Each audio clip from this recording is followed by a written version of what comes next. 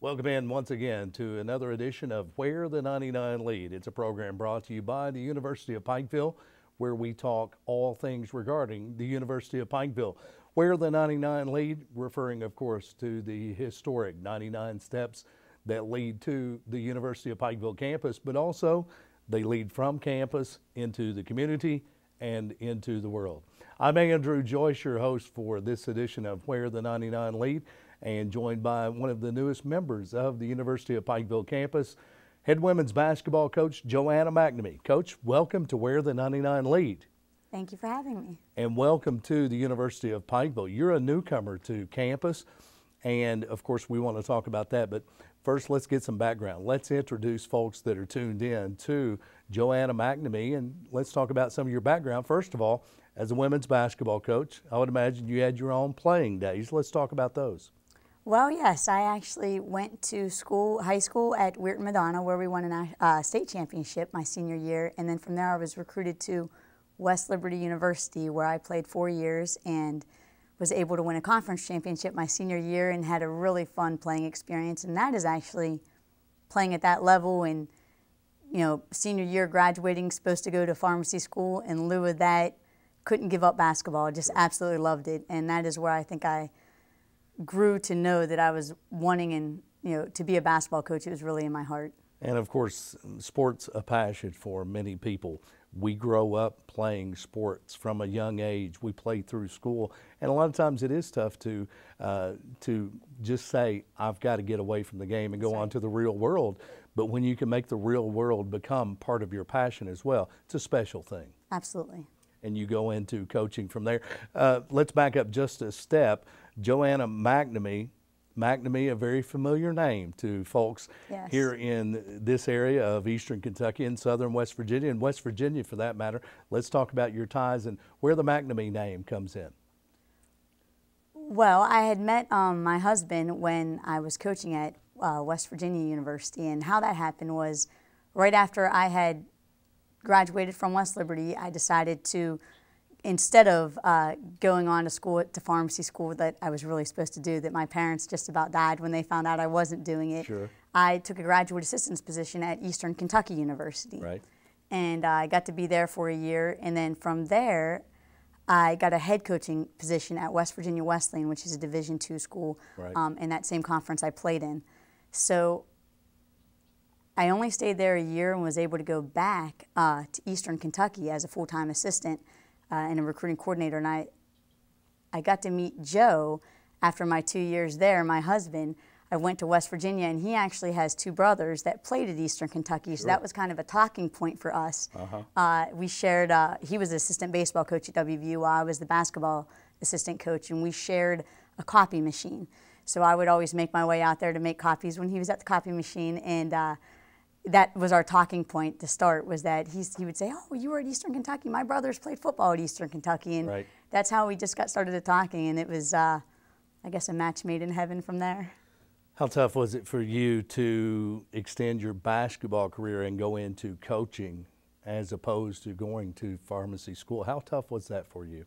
The only thing that was tough about it was, my first couple years in coaching, you really, coaching is one of those professions, you work from the bottom up, and you really have to prove yourself. And being a Division II player, you're a little bit behind the eight ball, because a lot of people getting into coaching are, Division I All-Americans, and they already have so many connections. But definitely, I went into it knowing that if I worked hard, I could move my way up that ladder, and that's kind of what I did from the jump. And that's, I think, why when I was a graduate assistant, again, I had to take out a loan to be a graduate assistant, and I just worked all hours and really did, I think, for the head coach that was there, a great job at Eastern Kentucky. So when I ended up getting that head coaching job, I took a program that the seniors on that team had never had a winning season. And they actually played against me when I was a freshman. So they had known me, and I was only 22 years old. I was probably the youngest head coach in NCAA history. But I knew if I could instill that work ethic in them and get it going, we ended up winning 18 games. And then the head coach at Eastern Kentucky called me back, and he said he had his recruiting coordinator spot open, which at 23, that was a big break for me. So I went back and did that, and I got to be his recruiting coordinator for 2 years and brought in some really good players. And my second year there, we won the Ohio Valley Conference. We led the country in scoring, even higher than Connecticut. I believe we averaged 89.9 points a game. Wow. And that was when the coach at West Virginia University called me, and he had just gotten that job, and he was a West Virginia Conference guy himself. And he called me and said, you know, do I want to come coach for him? I always joke and say I was the only woman in college basketball he knew because he was a men's coach before then. So he got me back there, and I coached for him for 2 years. And again, we took a team that was struggling in the Big East in WVU and turned them into a really good program. And I had some top-ranked recruiting classes in the country and got to meet Joe, so that was fate. And I kind of was touted from there to go to the University of Maryland. Right. And when I met Brenda Fries, I actually met her when I was at Eastern Kentucky. She was the head coach at Ball State. And we just connected like the first time we met each other. You know, I knew that she was going to be successful, and I think she probably felt sort of the same way about me. So when she got that job at Maryland, she started talking to me and calling me, you know, about once a month just to touch base. And I always thought, that's pretty cool, you know, she's a good friend. Sure. And here, you know, her second year there, she had her recruiting coordinator spot open, and she called and asked me if I would be interested. And at the time, I thought, wow, this is another good break. It's a chance to go and coach in the ACC, and I knew that her staff, she had assembled with Jeff Walls, who's now the head coach at Louisville, who was just in the national championship Sure. game. Me and him coached together there for 4 years, and I knew we would have a great staff. I didn't realize that getting there, you know, 3 years after being there in our third season, we'd win a national championship, but it was a great break. I mean, very lucky. I've been very fortunate, blessed in the basketball. Talking with Joanna McNamee, new head women's basketball coach at the University of Pikeville, and there's been a common theme through the first 7.5 minutes of this program. In high school, you win a state championship as a player. In college, you go on, you win a conference championship. Coaching, you go on, you win 18 games, something that hasn't been Right. done at a school you were at. And then you're at Maryland as a recruiting coordinator, and you win a national championship. Right. Winning seems to go hand in hand with Joanna McNamee, besides the husband thing, which you've already said made you a winner. Absolutely. But winning's synonymous. How do you attribute that? You know, I think it's a little bit of a mindset. I think a lot of, you know, of course, sometimes a little luck plays into being, you know, that's the first thing I told my players when I got the job here in our first meeting was, you know, I've played basketball since I was 6 years old, and I've literally never played or coached a losing season, and I don't plan to. Right. You know, and I think it's a mindset, you know, that refuse to lose mentality that I think I've always had, and I've always had maybe this unrealistic feeling that I could always make a difference and make my team, you know, will my teams that I've either coached or played on to not lose. And hopefully, you know, we can have that same mindset and change it here and bring it here to UPIKE. Newest member of the UPIKE athletic family. What's it like so far to be a part of that family at UPIKE? It's been wonderful. I'll tell you, the people here in Pikeville as a community and at the university are so just down to earth and nice and very welcoming. It's almost like I've only been here for a couple of months, but I feel like I've been here forever. And I think part of that is because being a McNamee and having, you know, my husband is one of 5 boys. So all my brother-in-laws live here. One lives in Williamson, West Virginia, which is just 25 minutes up the road, and the others live here with their families, and it's kind of like a homecoming in a certain respect. And then at the university, it reminds me so much of West Liberty, where again is where I really loved the game and wanted to kind of do what my coach did. You know, I wanted to have his job. So I get to do that now. That was going to be my next question. What led you to steer away from pharmacy school outside of passion and wanting to stay in the game and to go into coaching rather than what had already been decided as a career path into pharmacy school? What made Joanna McNamee decide to go into coaching? The love of the game. It truly was the love of the game. And like I said, I got to play for the same coach who was still there for 4 years. And you know, I think we probably started out as a love-hate relationship, but as I grew and got more mature as a player, I realized what a good person he is and what a difference he made in my life. And then I started to think, what a great job, you know, to really get to influence young people when they're at their most influential stage. I mean, you bring an 18-year-old into college and you can really make a difference in their lives and, you know, turn them on the right path and give them the experience of being a winner. And it kind of seemed like something that I really wanted to do. Let's talk about the path, the journey, if you will, that led Joanna McNamee to become the head coach of the University of Pikeville women's team. Well, that, you know, it's funny. When we won the national championship in 2006, I only had one suit at the time that fit me. Yes. And it was the one that zippered on the side. And it was because I was just ending my first trimester, but nobody knew, because in your first pregnancy, you're really not supposed to tell anybody till you end that first trimester. So sure. I remember thinking, wow, we're going to the Final Four. I literally have one suit that fits me. So I had it on for the national championship game, and we won, and we were cheering, and I ran out on the court, and players were picking me up and swinging me around, and then I got all nervous because it was like I forgot for a minute that I was pregnant. Right. And then, of course, I remembered when we had to climb up the ladder and cut the net down, and these pants, like literally, they weren't even buttoned. Like I was thinking, I'm gonna lose my pants. I gotta go cut down the net, you know. But it was, you know, but I knew, like in my mind, I thought, you know, this is not, you know, having a child and coaching, everybody does it. And I had my son, and then he was 2 months old, and I found out that I was pregnant again. Now, I don't really know how that happened. Wow. But my boys, who are now 5 and 6, are only 11 months apart. But having my second so close and knowing that I really wanted to do the right thing and raise them. And you know, so many studies show that, you know, your kids, their personalities and their character is formed by age 5. You know, I don't know if I believe all that necessarily, but I know that they need their mom sure. when they're little like that. And my heart and my gut instinct, which I've always followed with all of these things, even when it came to skipping out on pharmacy school and going into coaching, right. was that it was my place right then to take a break from coaching and be a good mom. Right. And so that's what I did. And now this last year, they started school, and I started getting antsy because, you know, now that they're in school, I'm not with them all the time. And, you know, being at the University of Maryland and having 2 small kids was just not going to, because we had no support system. We didn't have any family there. You know, we were just out there on our own, me and my husband. But, you know, this last year we started talking, and, you know, Joe had said, well, what if the University of Pikeville job comes open? I said, you know, that would be pretty cool, but I don't know if that's ever going to come open. Well, sure enough, the timing couldn't have been better.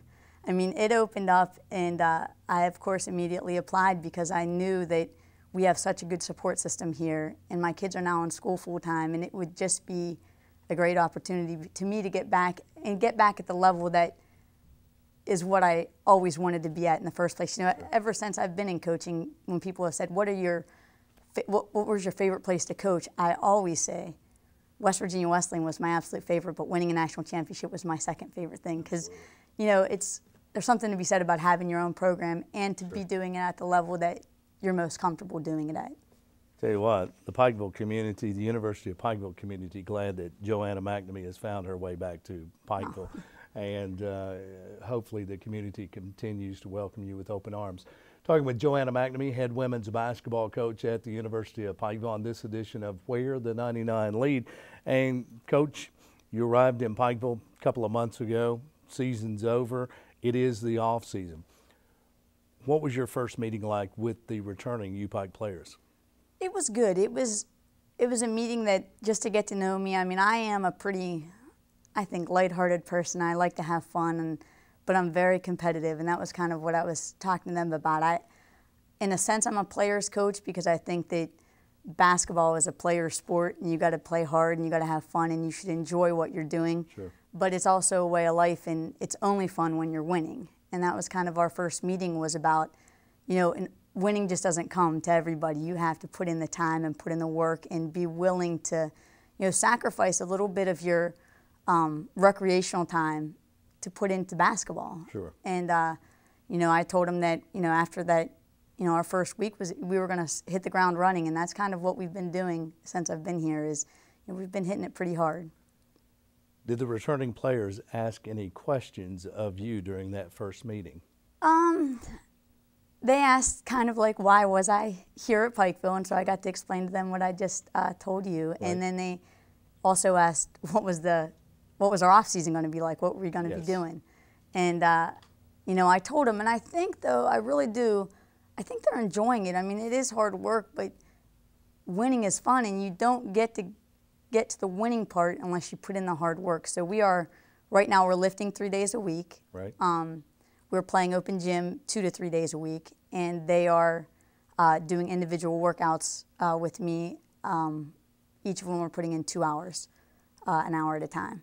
So it's not a ton, it's not asking them to sacrifice all their time, but it's just, you know, time management is a huge part of being a college athlete. Sure. And a student athlete at that. And so it's, yeah, they have to probably put in a little bit more time management right now, but I think it's a small thing to get a, you know, to get a scholarship and get to play at this level. I'll ask a question that they may or may not have asked during that first meeting. What kind of style can we expect to see out of the UPIKE women's team?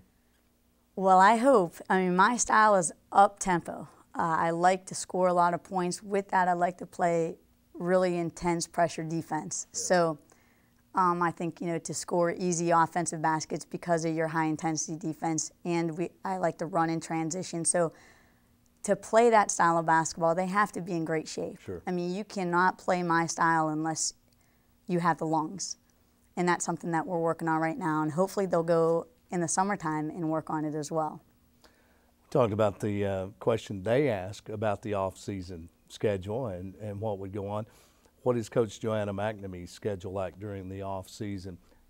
Individual workouts, the players' workouts, but I know that recruiting, it's 365 days a year. Absolutely, and right now I think because of the timing of when I got hired, we've really had to go crazy, I think, in the recruiting sense, and I think we've done a really good job.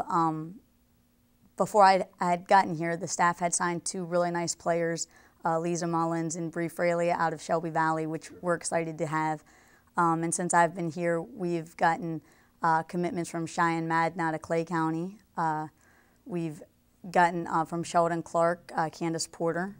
And just recently, we've gotten 2 commitments, Kella Eldridge out of Letcher County, and Patrice Tung out of Marion County, who was 39-0 this season and won the state championship. Yes, so we are really excited, and you know, we're still working. We're still hoping to bring a few more players in, and to do that right now, it's been on the phone a lot. It's been talking and working and bringing them. You know, the good thing about this level is they can come up and play with the girls and give me an extra chance to see them play, since I hadn't got to see enough of these players in the end of the season. Talk about some players that have committed that will be part of the UPIKE family next year. What are the types of players that you're recruiting this year and even beyond? What type of player are you looking for? You know, my players that I recruit always tend to be sort of similar in everywhere I've coached, and I do think that attributes to why the teams I've coached have won. Is I recruit talent and character kind of hand in hand. They have to have both. I can't have a great player that doesn't have good character, and vice versa. You can't have a kid with great character that can't play basketball. Sure. So if you can find a player that understands to be a good person and to have empathy and to, you know, then to have the work ethic and that also has skills and can be an all-around basketball player, those are players that you're going to win with, I think, at any level. So those are the kind of players I recruit. What type of expectations do you have for the UPIKE women's team, 2013, 2014, and say 4 years down the road?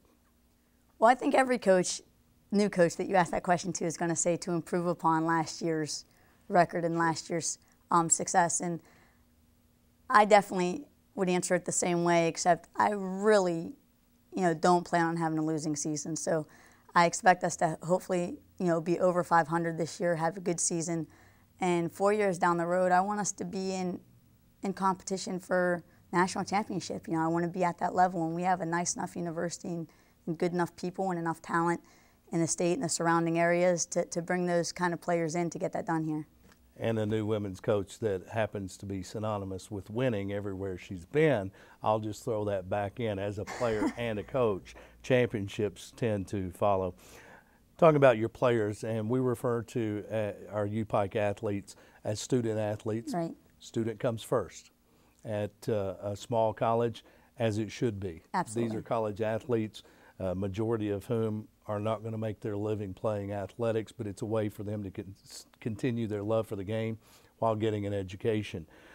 How important are grades and the balance of grades and work in the gym to Joanna McNamee?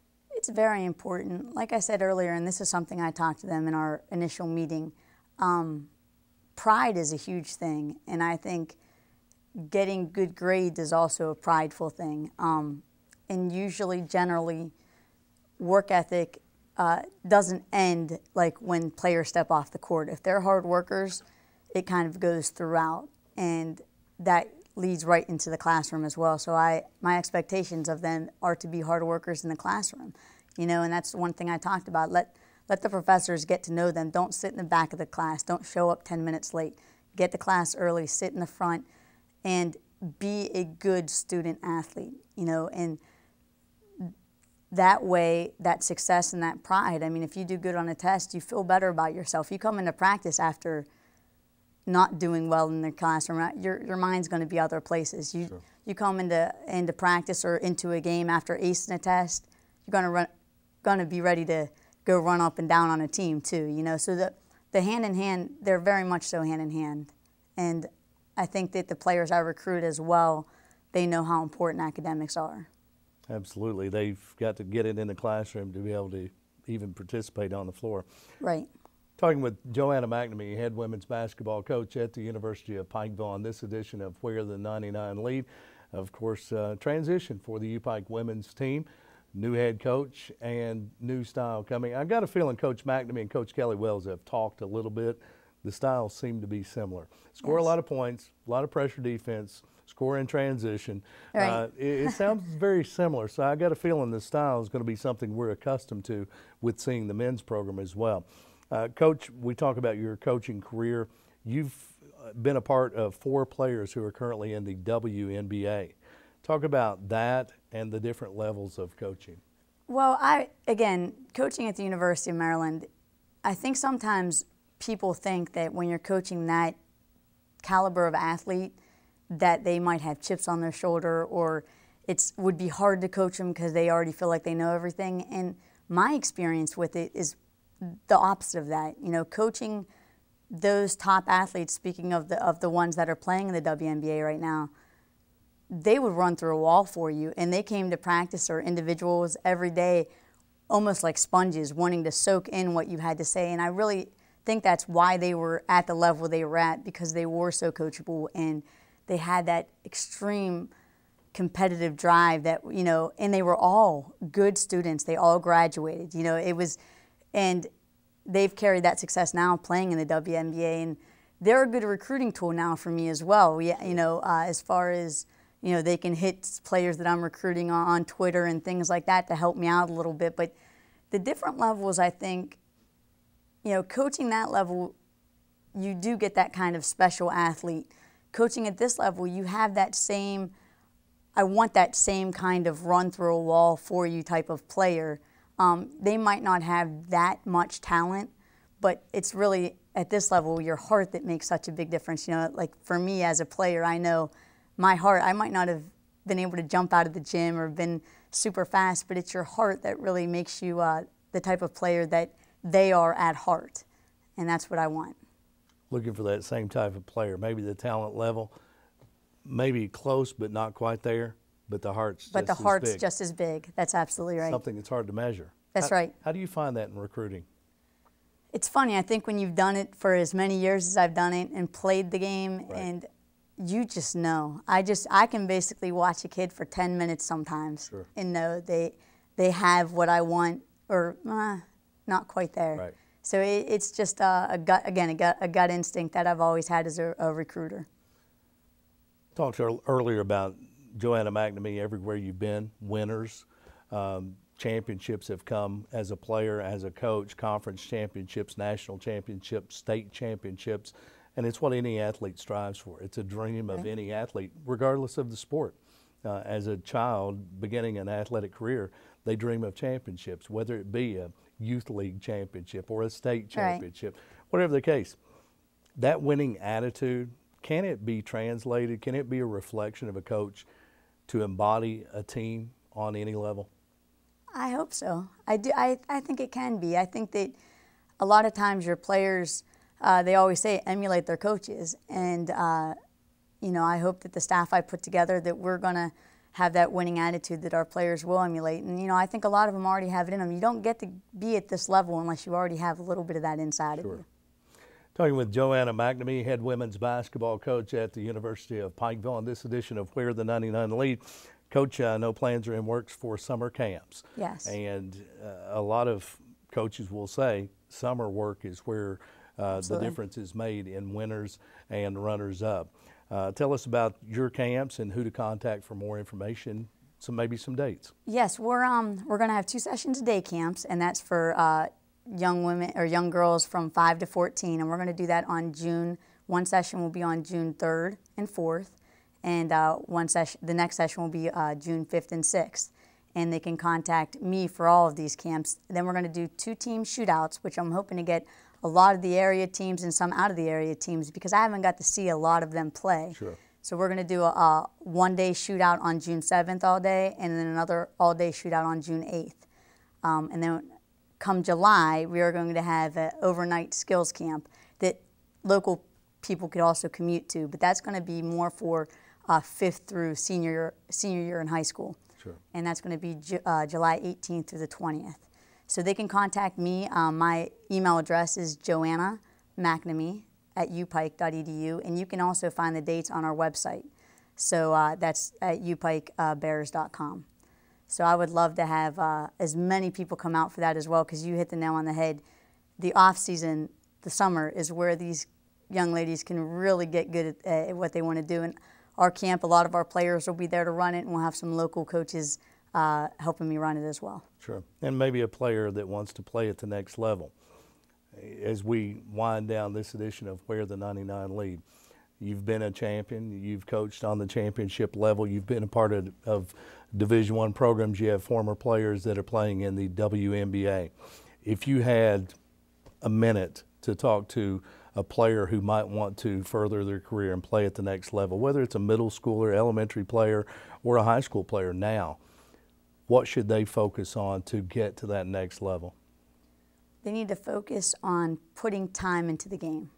You know, if they, you never want to hear a young player say, well, I'm not a very good ball handler. Well, then work on it. Sure. You know, oh, I don't shoot the 3, but I'm 5'6". Well, then work on it. You know, put the time in, because you can be great at anything if you're willing to put the work, you know, blood, sweat, and tears into it.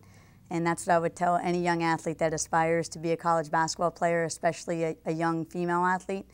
You can do it if you're willing to put in the time. And I'm kind of a tribute to that. I mean, I'm 5'3", weighed 100 pounds when I played in college, but you can do it. It's just a matter of working hard at it.